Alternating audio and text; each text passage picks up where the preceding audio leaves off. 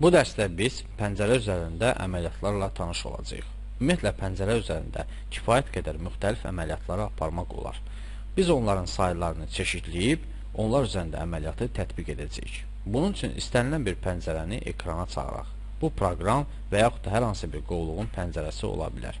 Bizim nümunə üçün bu bələdçi pəncərəsi olsun.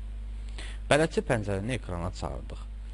Aparılmış əməliyyatlar sıralarından birincisi pəncərənin yerini dəyişməkdir. Bunun üçün mausun sol düyməsi başlıq zolağı üzərində sıxılır və buraxılmadan sağa, sola və ya yuxarı, aşağıya tərəf dartılır. Bu cür imkanın olması pəncərənin arxasında dayanan obyektlərin daha rahat görməsinə imkan verir.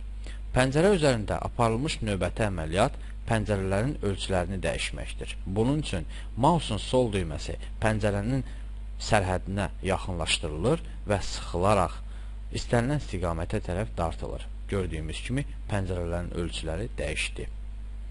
Pəncərə üzərində aparılan növbəti əməliyyat məhz pəncərə sahəsinin müəyyən olunmasıdır. Sürüşdürmə zolağı vasitəsilə pəncərə sahəsini təşkil edən elementləri ayrılıqda bir-bir görmək olar. Adi qaydada məhz bu sahəni bildirən sürüşdürmə zolağı olmur. Çünki pəncərənin ölçüləri böyüdükdə sürüşdürmə zolağı bir qədər buradan itir.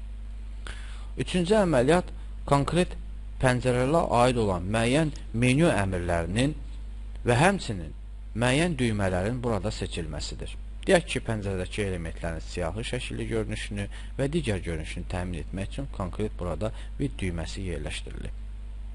Windows 7 əməliyyat sistemində pəncərə üzərində aparılan yeni əməliyyatlardan biri də məhz pəncərənin ölçülərinin iş masasının yuxarı hissəsinə toxundurulmaqla dəyişilməsidir. Bunun üçün mausun sol düyməsi pəncərənin başlıq üzərində sıxılır və buraxılmadan iş masasının yuxarı kənarına toxundurulur və beləliklə pəncərə ekranda tam açıldı. Həmçinin mausun sol düyməsi pəncərənin başlıq zolağı üzərində sıxılır və aşağıya doğru dartıldıqda pəncərə əvvəlki ölçülərini alır. Eləcə də əvvəlki dərslərdə izah olunduğu kimi burada yeniliklərdən biri də pəncərənin sol və ya sağ tərəf küncə, yəni iş masasının küncünə bərkidilməsidir. Bunun üçün sol düymə sadəcə pəncərənin başlıq zolağı üzərində sıxılır və buraxılmadan iş masasının sol tərəfinə tərəf toxundurulur. Gördüyümüz kimi pəncərə iş masasının yarısını tutdu və sol düyməni bir dəfə başlıq zolağı üzərində sıxıb aşağıya doğru sadəcə darsaq pəncərə əvvəlki ölçülərini alacaq.